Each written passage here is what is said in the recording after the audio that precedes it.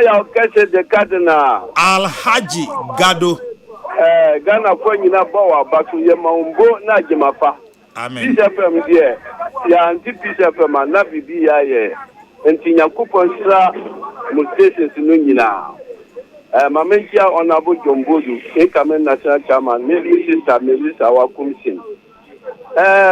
Mbesre de Cardinal, Mekrum ewo boku.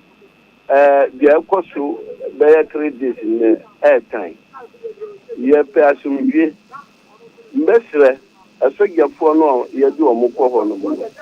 Nana ya, ye nuanom wo ho no mo frafra emu. Eti amu wura fie ye mrantie buru omu tiati omu no mo papo no binumo fi moja. Aden nti nana ya boku obia na okuntokwa. Ana boku obia na odi hindi. Ye what traps be brave wo ho no mo. Obutangani ondi hinu oboku. Gurumani ondi hinu oboku. Mosini ondi hinu oboku. Hausani ondi hinu oboku. Nti sesi anu mu yi omo nyina buru omo no. Omo boni ni sei. Yesi mu ko patanto kwa. Mu intelligent mu ni mpa ya mbefaso. Na nya dia mu ya no na betima solve problem. Ye ba sremu. Sha mu nya no asunje mu ya tasunje o man no. Ye nyina boku jua ye krom no no. Nti ye besre aban ye besre ye mampenyi His Excellency John Dramani Mahama. Che won man na ni ko boku ni na ban ni mpenyi ko no. Na dia ko boku no enye. Na medi kwa wie no abato no ye ko to akotia no. Both sides said ye o move bo word drums no enye. That's Alhaji Gado mafoforo sumra. Hello. Yaya ewo odoko official time. Yaya. Ana ya kese libra. Mache. Yeah. Let's say. Boko brother panyi. Yo. Mami fo ofiti so nchia onimanyanfo yombadu incoming chairman. Ana miyanka semeni abawa kumishi. Umo organizer oni anma fi ne nam. Ana ni campaign manager ani meche umunyina mune na kumase na di. Ana kese na pe na me social media na wankasa wayi bia udutubiri awoyeye megiti se kamakoma. Oshe Kokrokoo akuafo na kase me mate Kokrokoo adwuma e de pa Kokrokoo ufura kofe na se obi abetu Kokrokoo bom obato ne se 400 and something oko or the 3100 na kwabrane atima kugina pinsi so aka kire ne se say kai mom 6000 kwa na ntie sisi omo ubaya na Kokrokoo no wantima nko 3500 would 200 and something at also. I am a very free. Namiakasa, me catch so many free Kubia, me Dr. Punifi Kuba, Babiana, Kuba, French people. And I guess who free me Kumwa, a throw the baby. But a smoker, Kumpapo Kuka, or Manamerica Kakra. Nakri Nino, Uncle Twaba Mayano, or Srebisa, Uncle Twaba. Nami, I yan said, yeah, Bamboda, but you cool. Ye Bamboda, on making you Kokrokoo na foul. Baby to say the offend could run inside of home. It's your best by saying, Yama will become which me if you want years. Na me Kamoko, Kakamasi for your best. Say Boko, in your Indian home, you could be a local school. They say, Umina, Nano, Komoba, and Omoko Shell Class and Nano, yes, snappy. Your best security agent. Send your mini go coffee platform, you was one and I occasion. Ye bois man for. Ye treat your more best secret unim yom big my poor ye untimi ko nga branch bia na wo bo no e to muina no mo yesa se me yesa bi na me ye musini ntimeti makodi ni wo boko entimi nkodi entine wo ko fo mo ye de besere penfo se mo penye tu na mo ye besere so mo nye die ye besere se de mo ka tire kuafo na ya o ma nya de bako na wo social media yi na wo kan no a trend papa timi giri se wo papa ye kuani ni tina na wo ka ho no Yamichira no juma pa we. Yamichira papa. That's hello. Yaminia. Yes sir. What is here? I just saying. Let's say. Papa Yamia do wanna say. Adom. Nana. What is here? Yamichira onye ura. Na meteta wokase ikete ewi ade. Na wokase bi wo so so dai pa. Yamichira. Nya no so bibiri. Na o mine. A private people no much more man. Yo minia. Me da master no boko na medeko. sebi previasa ni ngi be kata se e me de pa in panicado ati yo group ni be bre class ni be bre wo mo ko mo nya de ni on so tibok posisi ya enti cha e kentia na kana ana kana so na kati na papa ana na minya ana minya pani ko se part no ka se bi so simple hukum nipa emfa ho tribe of food ya so na mna ni we say the fata no kwa do you say to ne mo ane abo so because obo bi na no me te kam e ja pe bi no ana ja e mo ni ti ya no mo ti no ni ti ana ke so akra de ne tu kwa kwa bitra da wa 24 hours a day na mi ni ade mo so ka gu ma adwi mo ne se na sabe mpedua sa bokofo ukopoko wo mo mkote tu mi ni omo yisi ko mbetum dia to school ayam panimfo ya ana a supply omo na asam son yam pa de commander bi also ko omo so no so de ada side na je go di to school ma obeda wa ko chi wudu jaja o di asem no ono so o support ha e be de wetimi di asem e di akeka kono the oman na sorry nyan kan chom se enough is enough na yan shamra bi se handful dia basti dia ndi kaya dia ndi kaya yan kwamra yan kwani na nshemni yan kata so yan tiene se kunu na tina koi yan kwana mangufo se what this in ebaya politics o dia busiafo no omo so ntoto na da no anya memde ne mepansu pa beto na emom si akwato aba na baby MPP nya zero baby NDC nya zero because of fair politicians to be antinin kantiam say their cause and politicians and the politicians na ye both MPP and NDC then some let say wow kwa dynasty yeto now but Christian be afa boko ene mam prisoners ku sa se ho ahini no wonsem se bia no omai no awa suchi kase bi betimi dia ma bi se ya shamra kase bi amfa ma politicians aminia what the one one day atome no wabobo no atu obi mo bi betimi atome so me no nyame nhira o man Ghana that's it papa Alex Nana Mache ya po me boko Alex my radio no come from na e kasa okay Nana Mache na mishia Ghana po nyina na event na Kokrokoo ya event finance minister ka say o dey 128 cities to see ma me Kokrokoo kiani wo fanwe de ni na da iraho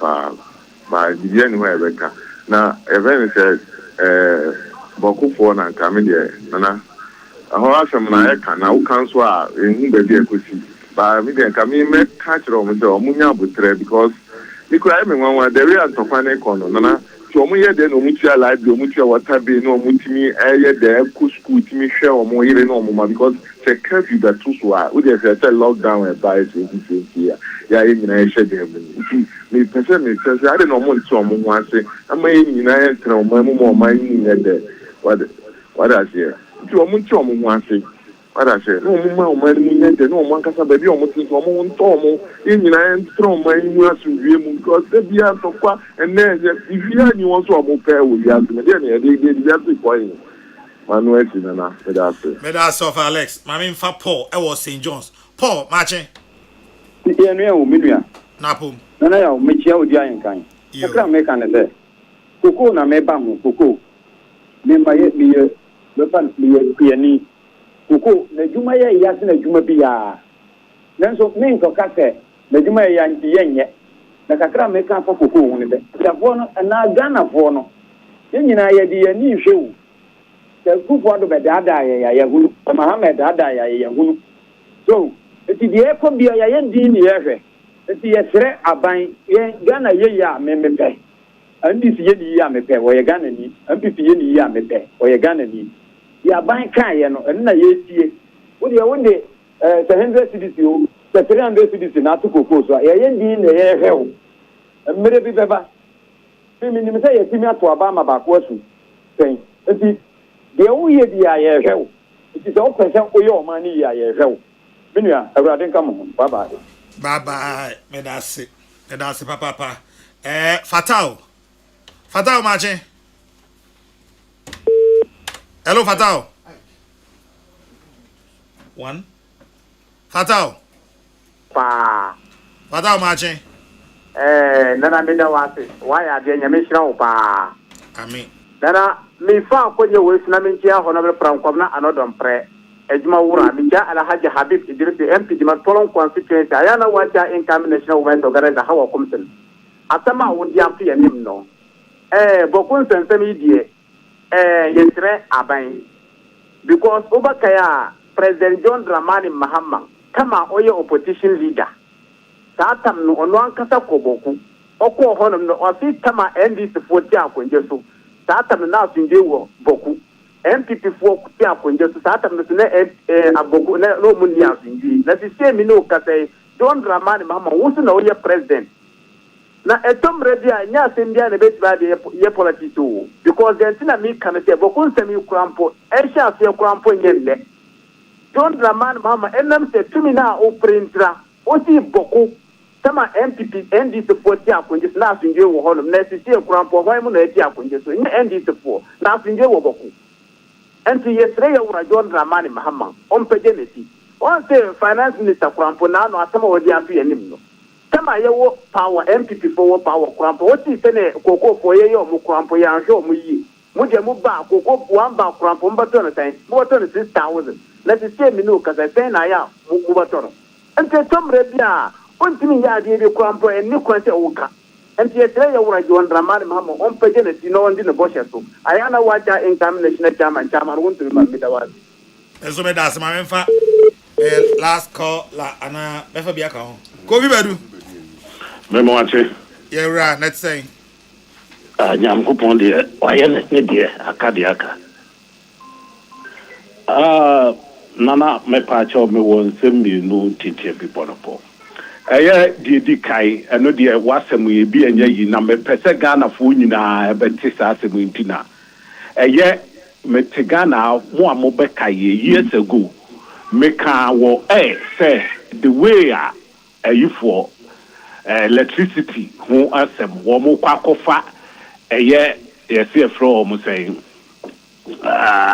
for abebata ho energy commission na me ka kire Ghana for so we one of the bureaucracy ye kofa bebata ho menipa aboye krono enipa amfa anya yi na wo ba ye ho na ye ya ni nyina ankusia ga na wo for electricity a first you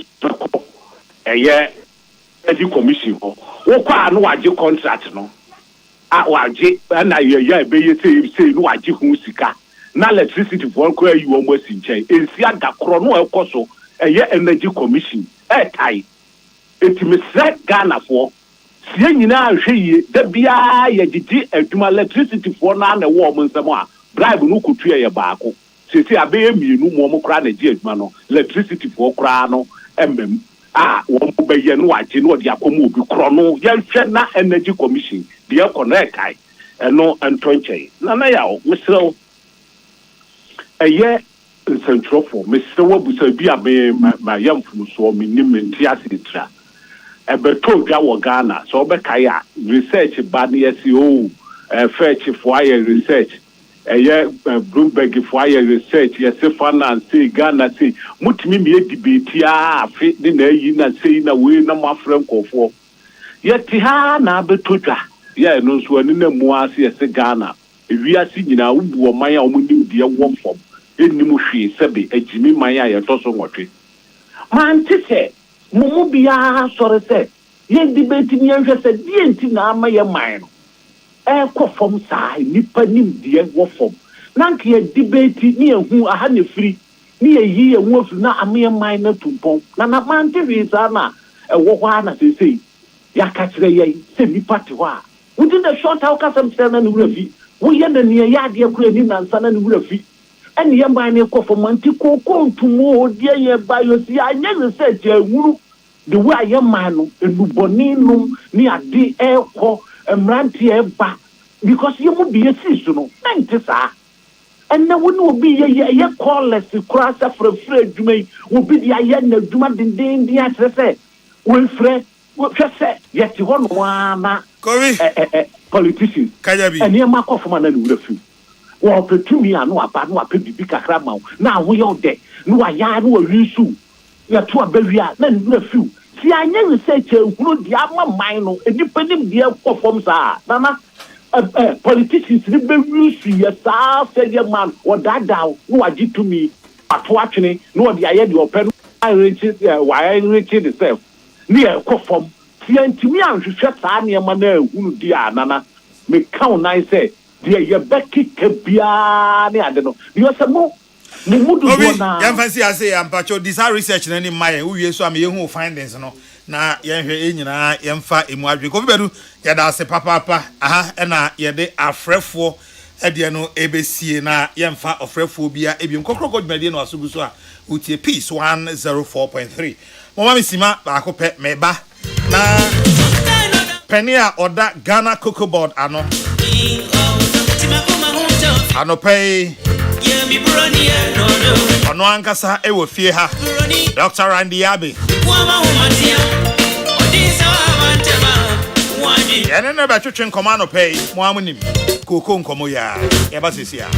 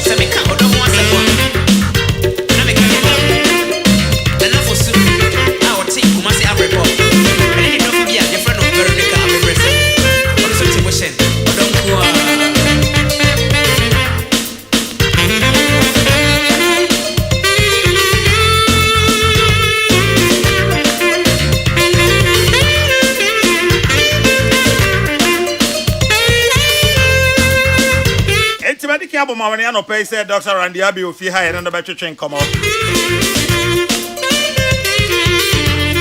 Mama and Mon come out, Cocoon come out. Yenny Quia home come out. Ah, I'm here and near my city. Dog, Martin. Ah, you're now what you say? Yamiadumo, no, you're now, sir. Ah, Yanko Pardon.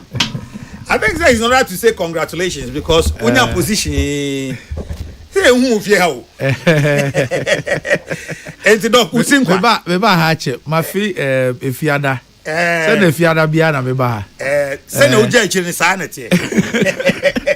And Fiada be Beyonce sign. Yamiasi, a Bibia Cosi. Now, only I feel to once a while, no problem. Let's say, dear, no one obey humanity. What Cocoa you are no problem. Now, Cocoa Board where? The whole year, but your intensive care.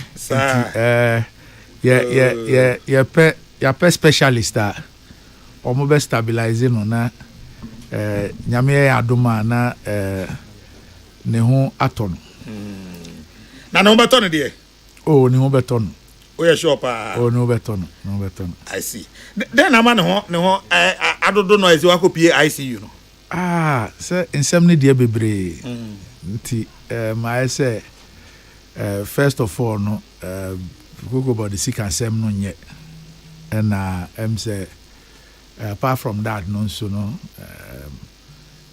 niama ne bebre a ebia yede yen hu ekọ hihye mu no so no and also create quite a lot of problems and say especially the last 2 years no over 24-25 and this year no won say cocoa ebo no ewo world market no apeja ne nso pa na nso no decisions bi a cocoa board take here no ama ekuafo entumi nya emfaso eseso mutumi nya ewo world market price no ho enti eno na be some of the problems na meka say ama cocoa board no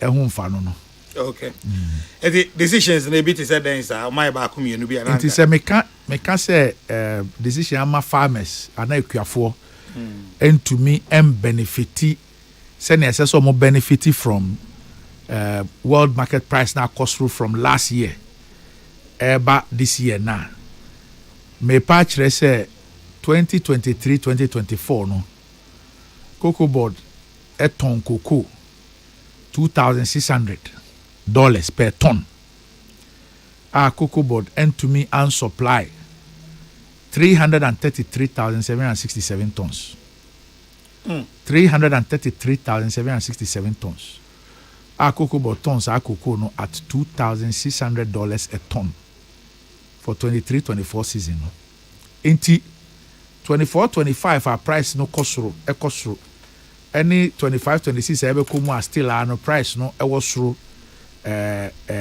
no equiani no any other stakeholders in cocoa no and to mean benefit from sa huge prices no our world market no because yedi cocoa equiafo 24-25 menim say we cocoa equiani cocoa 24-25 prices no kosoro no yedi tia 2,600 cocoa ye ton 23-24 yan to me and supply okay enti what it means they say ocean world market na ozi last year no na price was 10,000 and 9,000 so 9,000 cocoa na woti no ye de fa etua cocoa ye 26 na kire say cocoa no ton fa at high price and I found ODG 2,600 because you sign who contract and yen to me and supply until 24-25 no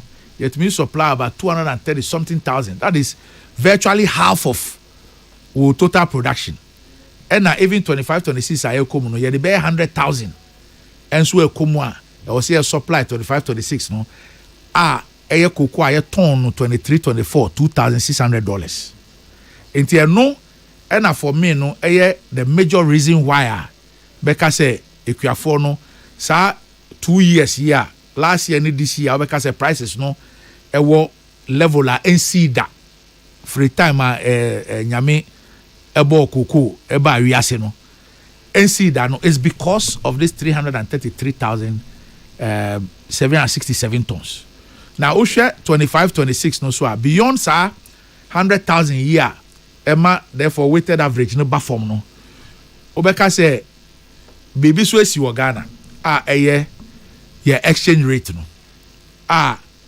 in the entire Fourth Republic no bibi say see that obesha say Fourth Republic no program oyeyi on say all the parties ne betina ho e ba see the $1 ma argument omo is about rate of depreciation say o de no ye calculate ya o jiade no 1 cedi 20 pesos o free so na 4 cedis memeje no 4 cedis no me free so na 16 enti wo why 300% maybe 270% enti my better than you enti in the Fourth Republic no yen witness situation cedi no again yen fa 40% on the dollar It's either that it is stable and the rate of depreciation no is lower.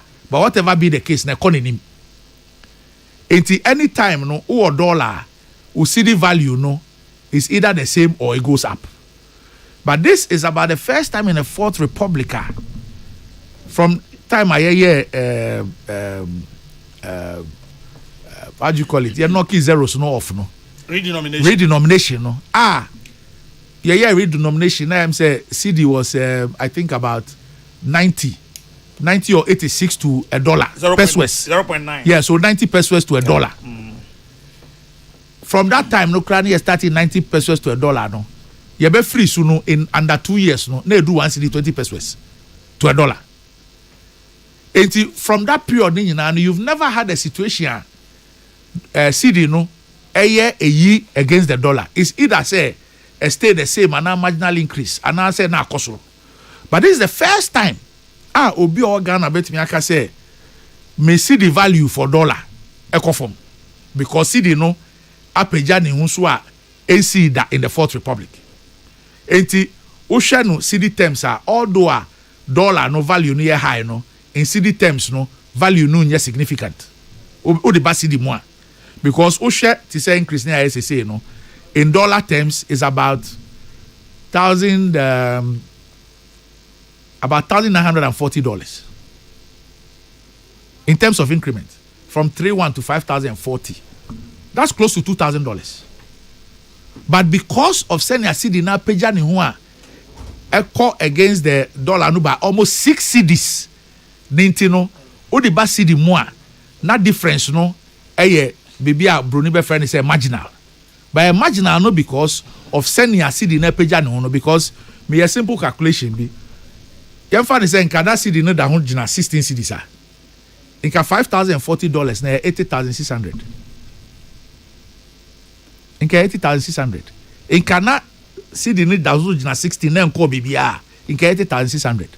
But by virtue of the fact say CD no enya ahoden sa against the dollar na e push dollar na to under 11 CDs 10.3 and 10.4 no inti. So you have a situation now, even an almost $2,000 increment, in CD terms, less than 150 CDs. But then that also begs the bigger question: as a country, do we want a stronger currency or we want a weaker currency? And these are the issues. Okay, Marco. Sa cocoa no yakoje bosia say beto a yentimi supply no. Osi yakoje say 2023.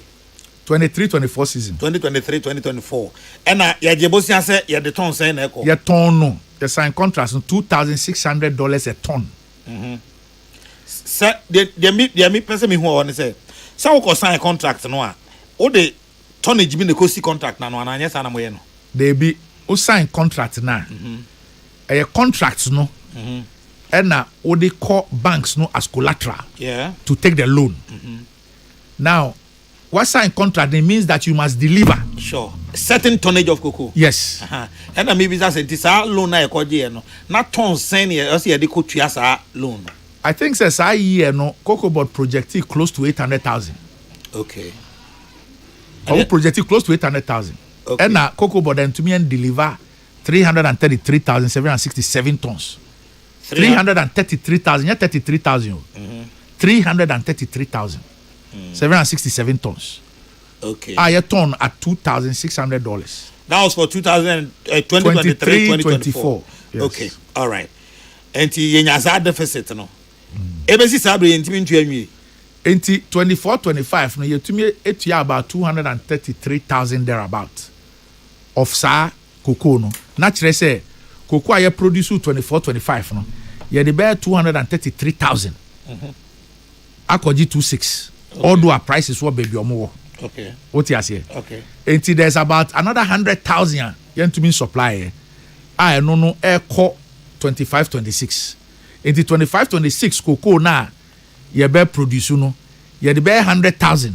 Ebe kwa ko etuasa 2,600 contracts near sign 23-24 no. Okay. They say our deficit was say Kokrokoo to free. All right. Are we saying say if 2023 whole banwano yenye on the spot sales nibi? No, so if for example your sales here let's say 500,000, you the 233,000. The other say 600,000, you the 233,000 of that. And a air 26. Okay. And a rest no so no. One him say your main crop and your light crop. Light crop no has a discount of about 20% on the main crop price. Although our farmers no you the same amount, whether it is light crop or it's main crop. I'm sure you know that. Yeah. Aha. Enti sa 600,000, maybe a 100,000 your light crop. Enti light crop no, there will be a 20% discount on that. 500,000 main crop no. Only 200 about 233 or 234,000. Akoye 2,600. Naturally say a yes I remainder no 200 and something thousand no and na overturn no at wo contract now I sign that down. no contract now sign that no say 26 and no dey akoji into we year no free mo ade e be ka no e dey outturn no at the current price. Okay. What you say?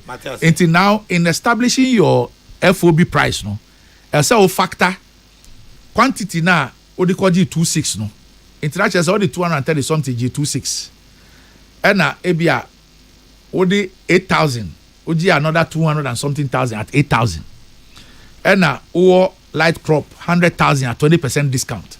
It is at three prices no and na over strike average na be here wo FOB projected FOB for the year. What me say? Until no na 24-25 no omo declare $4,850 as the FOB. $4,850 as the FOB. And no na omo ma equiafo no 3,100 which represented 63.9%. Until although na cocoa prices were so high no FOB I declare was 4,850. And it was because of me man cocoa board and kana meaning about this rollover no. But it's because na enye cocoa ni na any ton at that particular price on the spot. No? Yes, but all of us didn't know.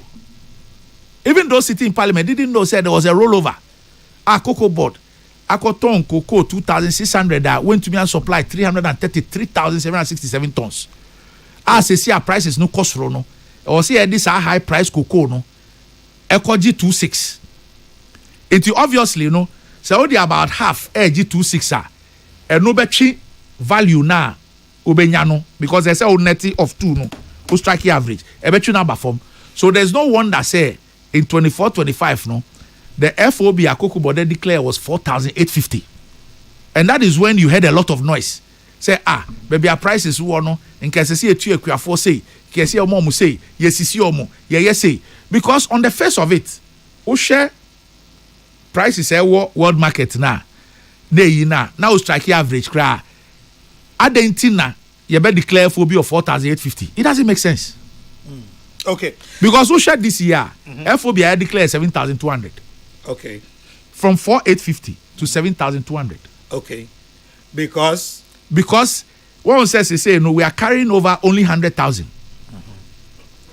I'm saying only in context of 333 no. Okay, we are carrying 100,000. The weighted average no is 7,200 not 4,850. Okay, that is how come we are able to give the farmer 5,040 which represents 70% as against 3,100 of last year. Until last year now price is near even higher than this year no. The FOB that cocoa board and government could declare was 4,850 when the prices were higher than now. Price is at saying say now droppy is under 8,000 and now was about 7,400. At the time when I'm a fence announcement, not price na saying. Okay, this is what we need to know. The announcement is for 25-26. It is a projection for that period, no 25-26. It's not a projection over the previous year. Okay. What did I mention? I say, average, over that period, and no na any bar 7,200. No, you consider 100,000 now 26. No, factor no. You consider projected quantity for light crop discount, but also no. All the three prices in Ashemwa. That is where you get the average of 7,200 as against 4,850 which was declared for 24-25. Okay, yeah, but price build up no so but me say yes and never back answer. I feel projections the same. 650. 650. Oh, the coming season. Yes. Both light and main crop. Yes. 650 metric tons. Yes, 650,000. 50,000. And on the area say bit me at all. And now, so what means 650 no? Yeah, the most sign they could tria a rollover. Into 650,000 no. I was saying me find the light crop. No, you find say a light crop 100. Then we are going to look at, let's say, 550. That's the projection. 550 of main crop. 550 of main crop near bear 100,000, bear 26 no. Okay. The area no na a rollover near we. Yes, we na nasa 2,600 low price rollover in here. Na we. Yes. Okay. What? Oh my, what's an agreement for? Okay. So agreement na year 23-24 2023-2024 no. And na ama yewo a rollover airton 2,500 that the baby salary. Yes. Okay. Because me say the entire mo yes I dey say mo je no mo yes ka dey atokoko no. Say oh yes syndicate. We say we are not doing syndicated loan. That's where I'm going to. So I have not yet signed. Okay. But once the PPRC has approved, what it means is that now your mandate, to sell. So we'll begin to sign. Okay. As a rollover, and you the bonnet per se. Rollover, no. As a idea in Mojuma Motai. Okay. So let me explain something to you. Okay, do. Rollover, no. There is the issue of quantity. Okay. That's volume. And there is the issue of price. That's value. Okay. Now, your projection, there's always a margin of error. Until you call off bear 10%, either say positive or not negative, we can allow that. What did I mention? Cocoa board 2027, cocoa board be 80 years. Cocoa board has indicated loan 32 years up until 23-24. A year the end, cocoa board year projection I call off by 40%. How is that possible? How is that possible? Until we are not talking about just a normal rollover. You didn't meet production by 10% and now 12% and now BB. You are talking about 40% off. And you are talking about a price difference of $6,000 or more per ton. It is not normal. It's not normal. In cocoa board history, never have we had this situation, whether we are talking about value or volume. Okay. Whether it's about numbers or it's about price difference. Never ever. Okay. We'll come back to that. So, say current price here now no more than so ye.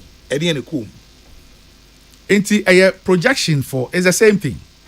We share expected yield, no.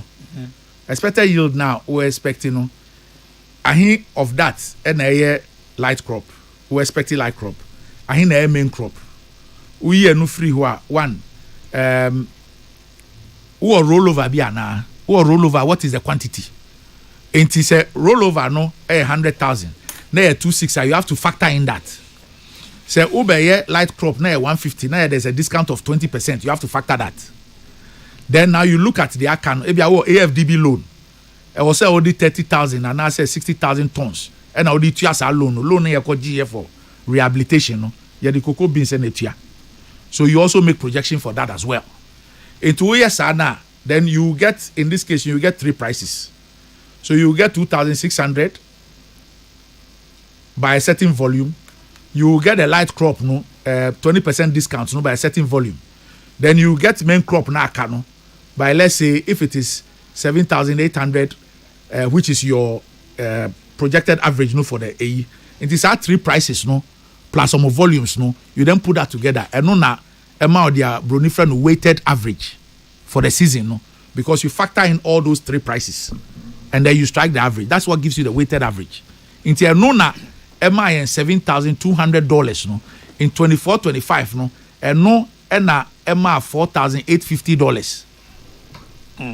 Okay. You didn't come say here also I can say social FOB no boya calculation ni ade ni nyina no etimi ma o ma akua for 70% of FOB no says I can. Yeah, 7,200 no the 70%. 70%. Yes. Okay, akua for no. That's 5,040. All right.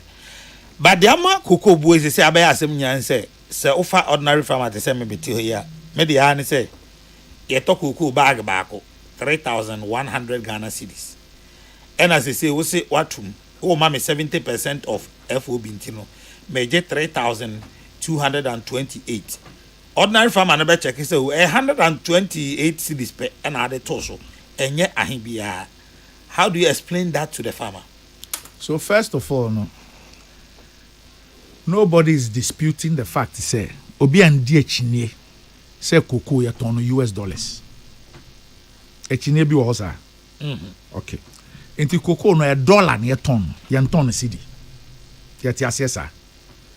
Now ya ton dollar na omutua yen dollar. Omutua dollar na, sa dollar no call Bank of Ghana. Sa eno can foreign exchange a buying a destabilize currency and therefore the economy. Now, say a Bank of Ghana no MIN cedis per Bank of Ghana rate. But you follow me. There is always a dollar value, which is what we get for the cocoa. Now you multiply by exchange rate. There is the dollar value. So dollar value no, any determine a percentage ebe kokua for and at the ebe other stakeholders.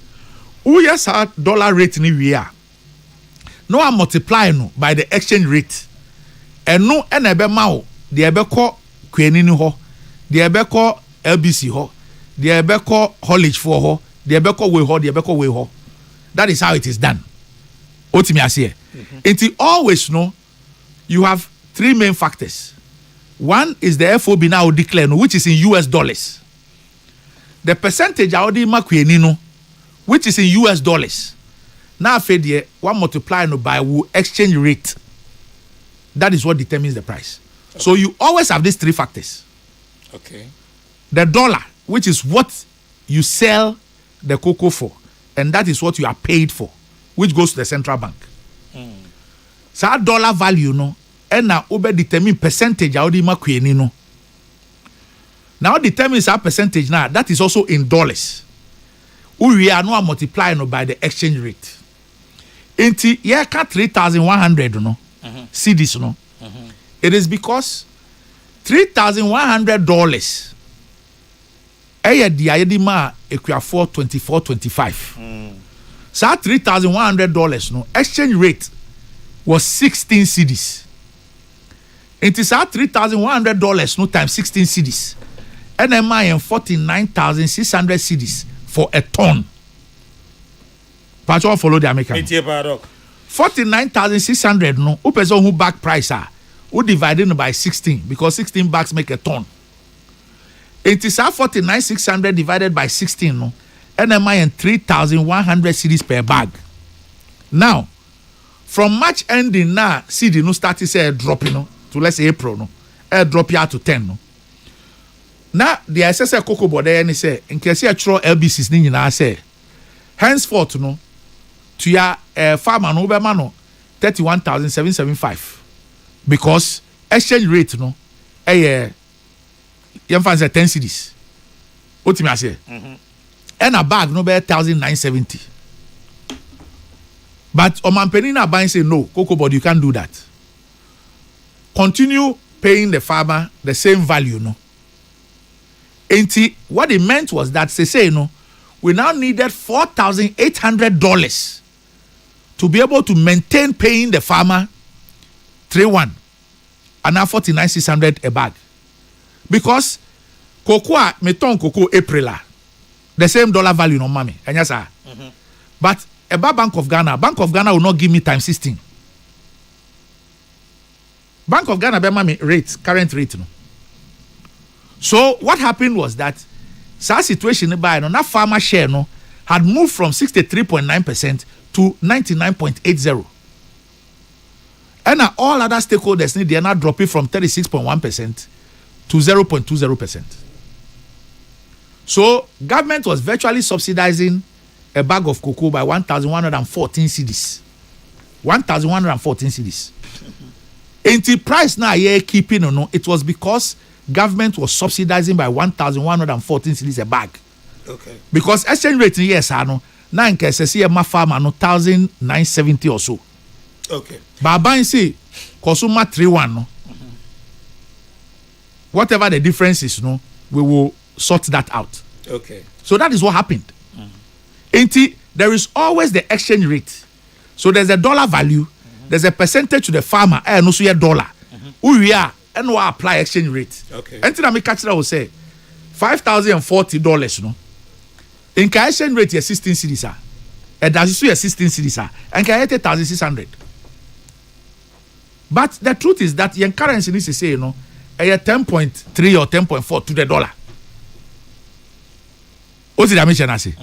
Into although in dollar terms, so because then you turn $1 and $1 near to into a move farmer share from $3,100 to $5,040, almost $2,000. But as a result of the exchange rate ninety, city value no I say a marginal, the abroni can say marginal no. But it is so not because you the 100 cedis pen atusu.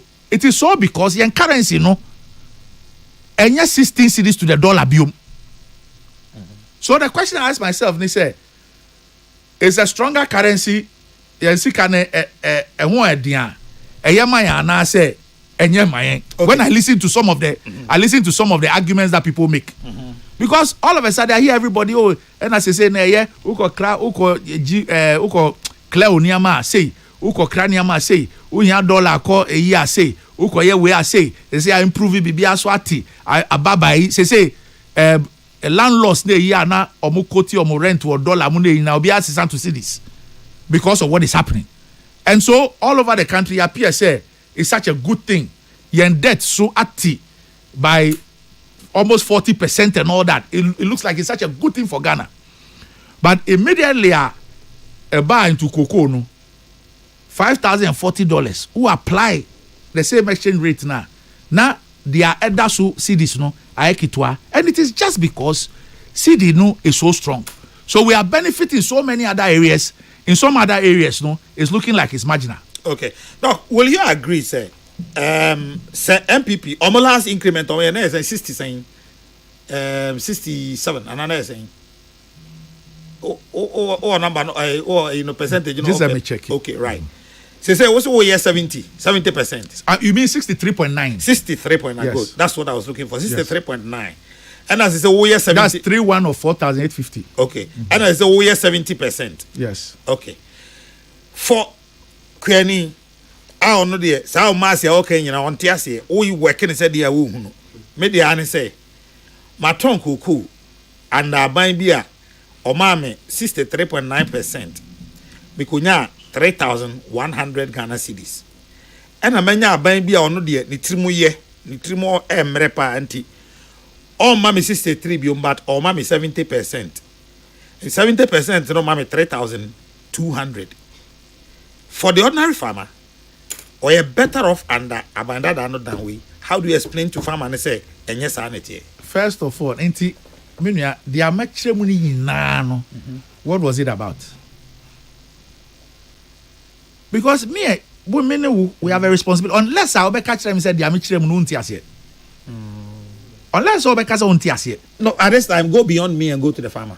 No, but I'm speaking through you to the farmer. Because I American make 2 years brofu kakra omu. But who be some question no because kwenini tie. And anything I mean so taking me time I me church remuno. And anything I will be some follow up questions no. That is why I've explained the issue of the exchange rate. Okay. Because that's the key factor. Unless you disagree. First of all, yajitu se cocoa ni $1 na yenjintum. Yajitu se omutua $1 na yenjintum. Yajitu se dollar na ko Bank of Ghana na yenjintum.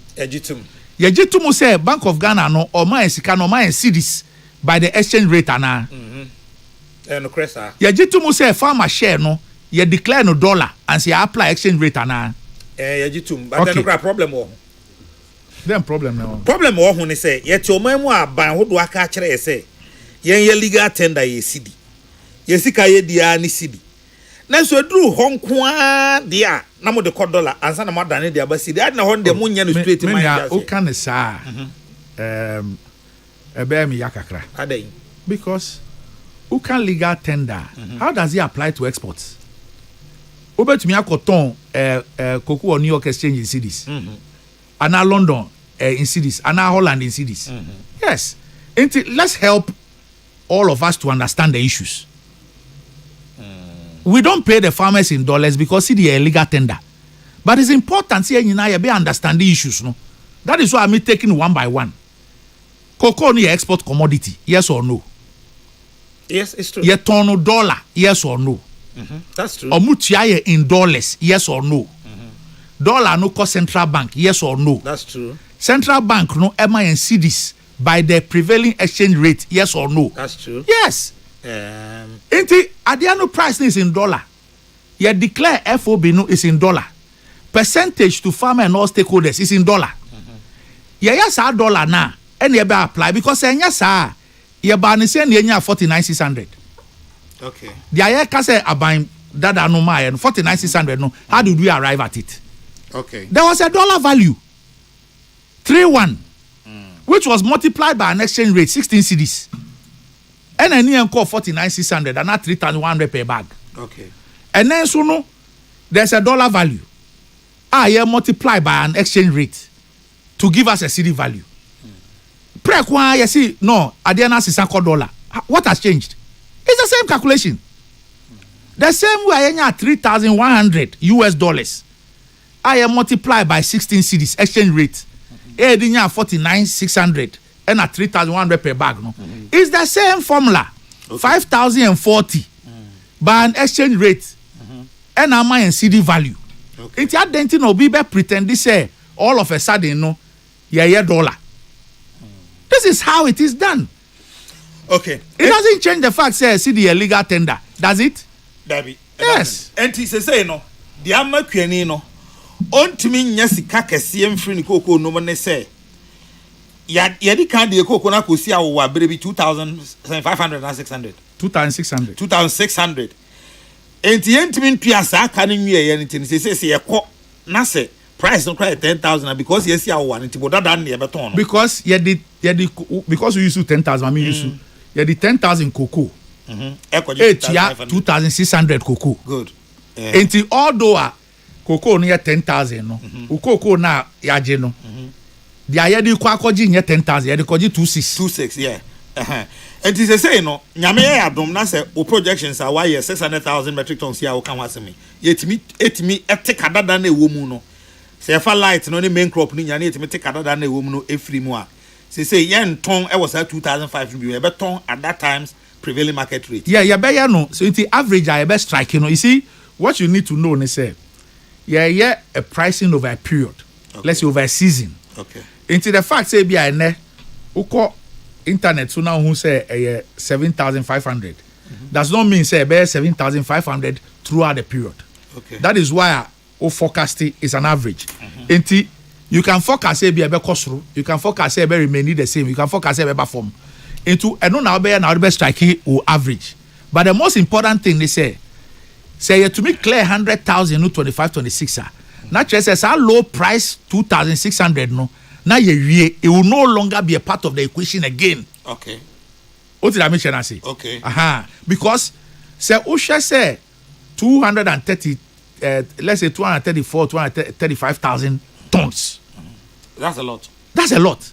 Now say Ebia ton cocoa $8,000. Now the about 235,000.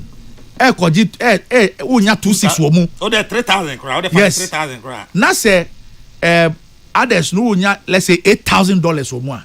What it means they say there's a gap of about 5,000 times some number of tons no. What did I mention? I said it is all your weighted average. Look at how this 26 will bring your average down. So there's no one that say it was 4,850. Okay. The painful thing they say that disclosure was not made. That disclosure was not made. Really? Did you hear? Say never be ho amo money bebre under oath nti bia ye ntiba mu de mu behu during transition. Me bra me no ti here. What I'm saying in church mo am ma oni tons ne figures dey. What stopped anybody from doing that? Because you see what I'm saying that they say Ubekai said there were heated arguments about that pricing, no, because Obi who say all of a sudden the cocoa price a cost through. Until everybody was expecting farmers Obi Equiafo nyina say send a price no cost through the afede yati de eco ebe cost through. Until 4,850 no, it was a shock. Say farmer benya 3-1 when Osha yes you 10,000, 9,000, 11,000, 12,000. So assuming say even average no $8,000. So average no $8,000. Now say my farmer even 60% of data. That's over $4,000. Anameboa. It is a 3,100 for who are in channel. Won't you think that there's something fishy? Won't you ask questions? Won't you raise issues? You surely will. Now, is it not the responsibility of Neoseti price, no? Just as I'm doing today, to come out and tell you, say, yes, nukre, price is now muhuni yeni na nukre. However, no, last year, you could sign contracts $2,600. Yen Tumian deliver 333,767 tons. Enti, although our prices ni cost no, ye de do draw na ebe kwa koji 26 no. Okay. Enti enunti won to me enya enebo na we expecting no. Did you hear this in the conversation? I did. You heard it? Yes, from Honorable Joseph Boaheneidu. Okay, I didn't. Not baby out here. Yes. Time Honorable Atofos can say Sabre no enka Kokrokoo ni no when yakra esesen ko nya be 6,000 no. Oni chairman general na twetwe komo not baby out here. O kan say ye di kan akoji sika bi. Was it there? Ye di kan akoji sika. Edi cocoa na akoheji say sa cocoa no ye de beba no. Ye be turn 2,500 na wo kan ya. Enti Sabre no market price no ye ntimi nton cocoa no sa because cocoa no a o dey cost a season no ye di hu sika no we ye chi dada. Enti ye de kokoji a enye yi. O kire o quantity no. Tonnage do am yeah, but menkai of her, but I remember say Okansa some no fear say Joseph Boaheneidu he did that.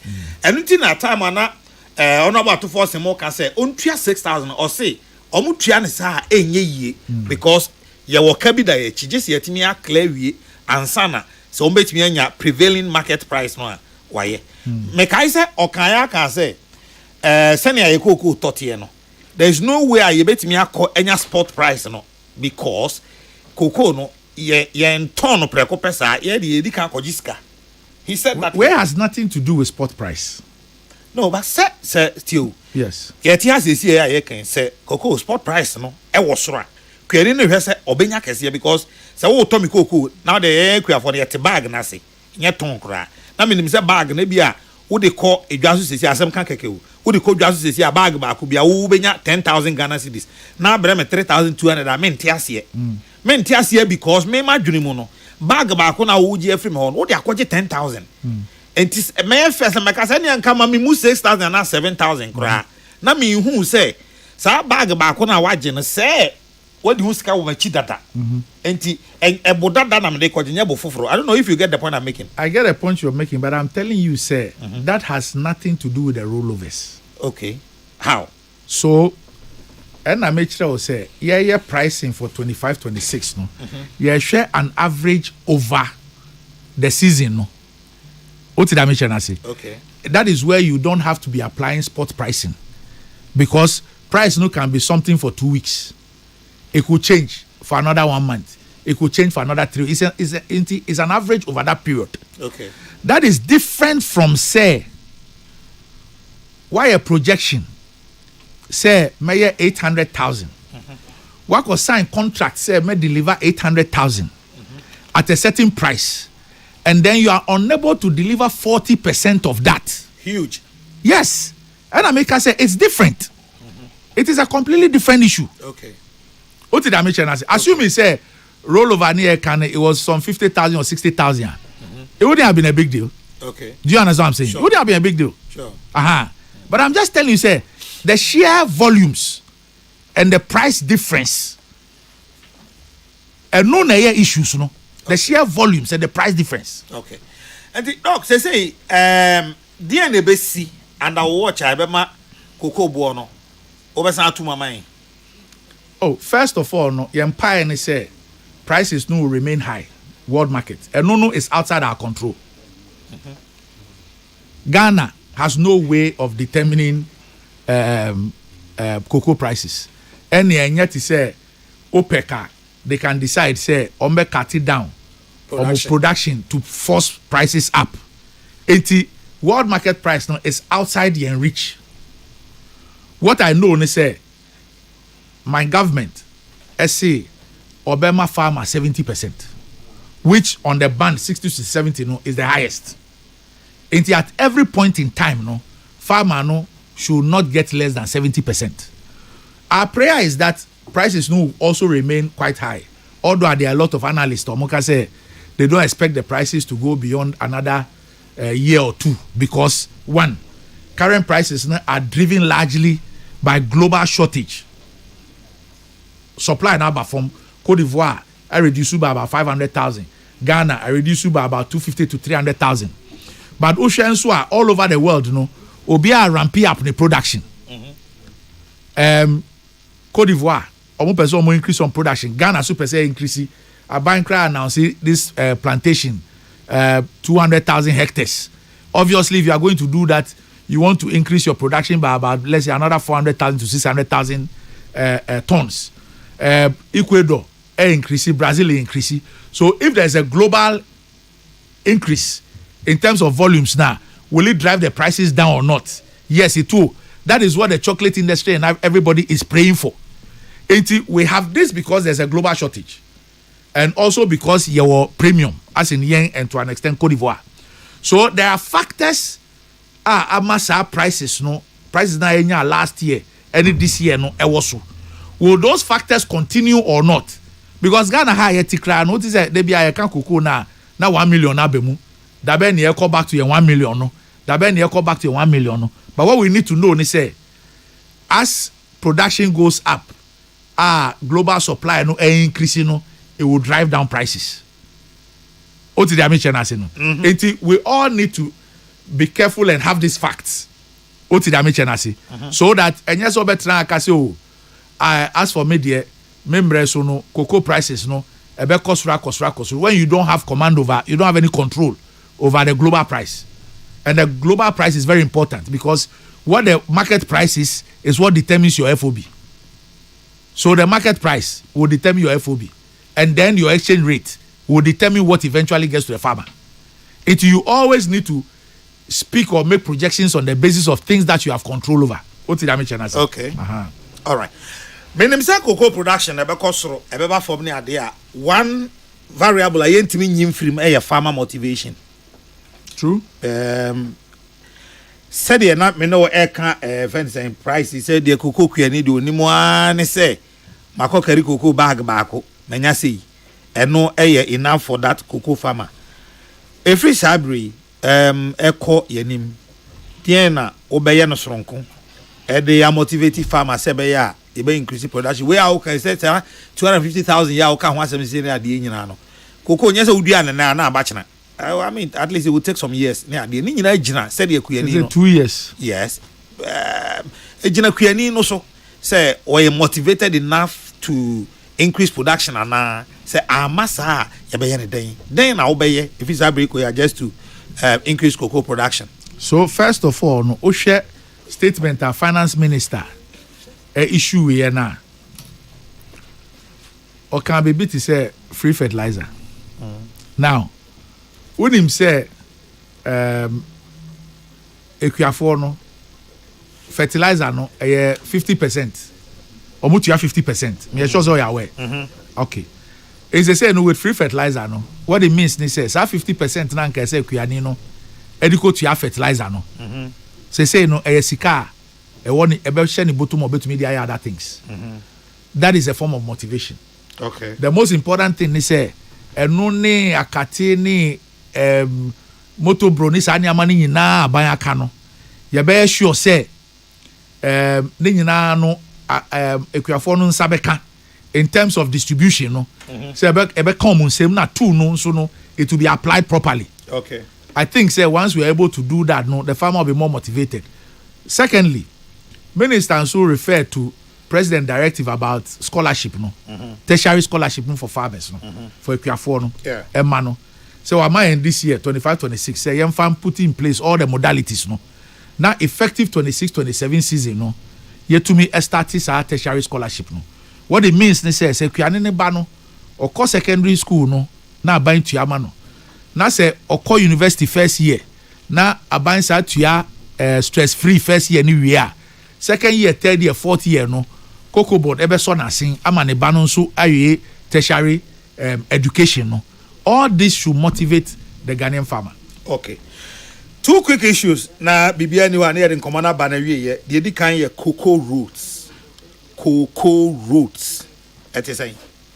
Enti cocoa roots no, yɛ take it over no. Na Kokrokoo board assign cocoa roots 21 billion. 21 billion cedis. Most of contracts no most sign no in US dollars. And bibi omo friend no co-financing.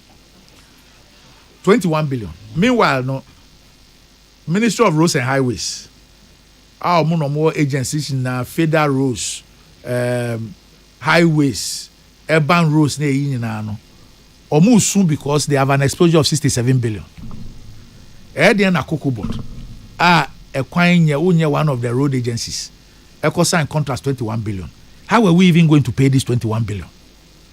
Because Kokrokoo na ye no, when ya maximum 6%. 6% and one out there overheads with salaries of 170 million cedis a month no. So 6% no maximum 6% no and now to all were expenses. Okay. It's how are you going to pay for 21 billion cedis worth of roads? Now IMF program no we are aware say Kokrokoo board turnaround strategy no Kokrokoo board raw say omo year bibi omo friend rationalization on Betty 21 billion, so about 6.7 billion. I'm sure we are aware. Sure. For 2 years, Kokrokoo didn't do anything about it.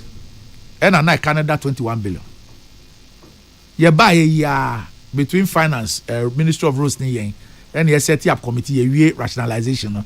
I can say nearby share contractors, no, finance may agree on how we are going to pay 6.9 billion from rationalization.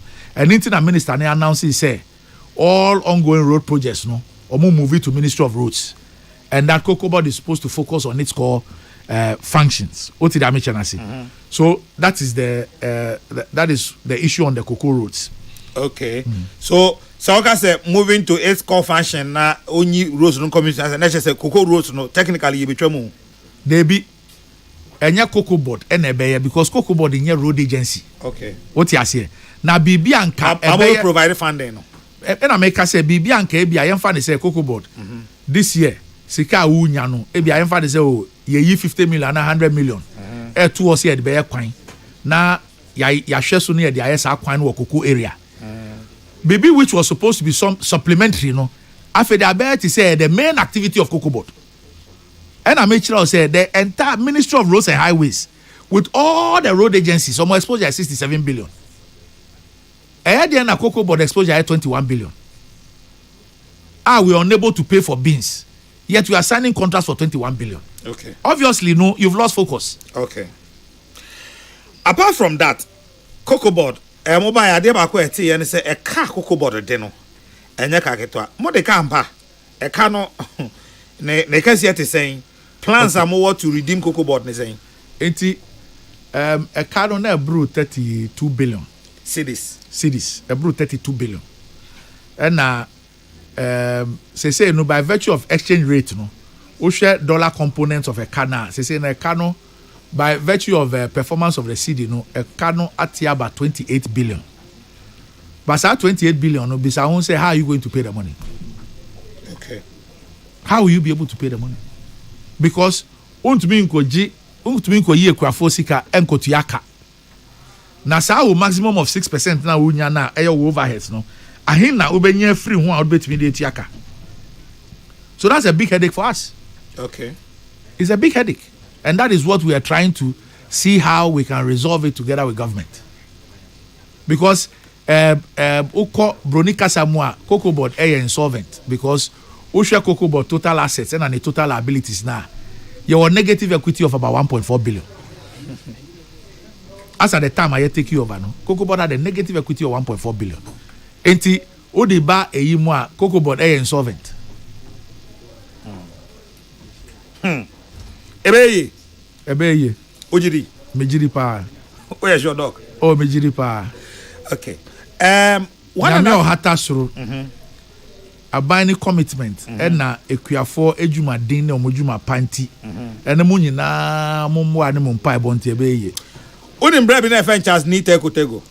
Menim pa. The Cardinal, tell my big brother Dr. Randy Abbey. He go explain, tire. No evidence for him. He is a good man. Just that he finds himself in a very, very difficult situation. Tell him, he go over him. In case I saw this also say, difficult situation or no na buying a criti. Sir. I agree, say difficult situation. But or no any na buying and a criti difficult situation. Okay, my maybe our last one we or say Nana Orchestra, please ask him. When some leading members of the NDC were accusing the then government of cheating cocoa farmers, did they tell the farmers any FOB pricing? I've told you, sir, on the basis of the prevailing market prices at the time, Obia TC ma farmer $3,100 obe raise eyebrows obe kasi CC farmer no and the truth of the matter is say senkenya sa rollover 333,000 a year 23-24 no anka the farmer would have been giving more. Okay, because a year ya cheat 230 something out of it no and no na cost 72 our farmer moving from 3,1 to 5,040. Okay, do you understand what I'm saying? Okay, so it is pretty obvious, say Kenya rollover now. The farmer obviously would have had more. It will be now no Kasenka say farmer ninya more no. Odika. Okay. Now a final farmer no go here rollover. Cocoa still on Cocoa Road on. What about the existing contracts? I know that minister's statement no see the ongoing projects, no, they are moving them to Ministry of Roads. So what it means that yenchem, but ye be moved their common ministry, no. So yeah, the specifics because social rationalization your contracts are okay. You what their yebe risk opino and you what their yebe twaso. Okay. Until their yebe twaso no their risk opino and na minister nature say Ebeko or my directors and Ministry of Roads no. Inside details no when it is done and the contractors are met. Okay. Yes. Ebeche. No mean to mean can mean to mean try entry but me sure say entry but me tia no say minister frame ne say we need to meet tomorrow on that. I'll be available. Okay. Doc, then I will catch you to one. Oh, first of all, Madam Wasi any mojuma for ni motie for nyina any Ghana ekua for nyina ebe do masi. And there's something in all this conversation, no mean kind. Okay. Mebo all the stakeholders no abaso, the license buying companies, haulage for no, grading and sealing, quality control for no, CMC for no, nyina mebo mabaso pa onim de enti. Omo nyina etiasie eji to mu say. Omo fees and margins for 24-25 no. Ombe maintaining the same margins for 25-26. Send ye be ya, ye be to me ama farmer no 70%. Because if they are all insisted, say, also munina edie ekosru kakra because FOB na kosru in kayen to me achieve 70% no for equafor nti me do masi say omaye oman bapa omo ati ase saa say yemboa na equafor no nya 70% na megidi say niama improve a yenso yebe sure say yebe hu bibi amomo meda ekwafo no nyina ase na mesro mo say momo obia entutu mfuturu ngo amanim no kre no de ba akopɛ exchange rate no na ama because ade na ye ton dollar na yetumu no yetumu almost $2,000 cedi no na apagya ne ho so eno nti na osisa na ye ti say sika no enye bebre sa no but ye kire from biemu no kredie ene ye ni omo ebeye adwuma no bibia no ye be kire omo mu me buy mako all the 7 regions bibia me ko bia me ye deba with farmers no Ethiopia eyi omo nsem nyina no mo na eyi ye ni omo be koso ayadwuma na ye gidi se omo adwempa no omo adwuma pa no eno be peja cocoa industry no SNC baby papa ama yetumi the value about entire value chain no am obia enya cocoa no infaso medamasi nyame mo ayi nyina na Ghana nye yi yo doc yes ya da se pa no pay mate Dr. Randy Yabe ono any penny a oda Ghana ko omo na ye no